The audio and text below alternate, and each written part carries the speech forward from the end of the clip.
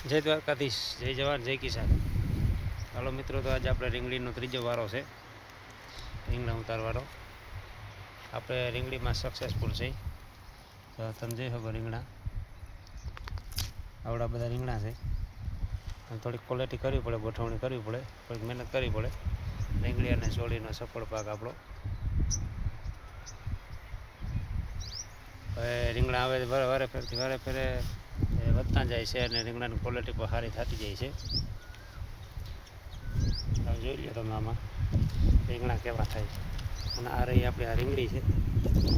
જેવા રીંગણા ઉતરતા આવે ને એવા સીધા જબલા ભરી લેવાના, એટલે છે ને રીંગણાને આપણે કાળા ડાઘ ના પડે ને પકડે નહીં, ડાયરેક્ટ જબલા ભરી લે. મારો વારો એવો જબલા ભરવાનો. તો અહીંયા તમે જોઈ શકો રીંગણાની કેવી ક્વોલિટી છે. બેસ્ટ રીંગણા થયા છે અત્યારે. કલરમાં કંઈ જોવા પણ જ નથી, એકદમ ગુલાબી.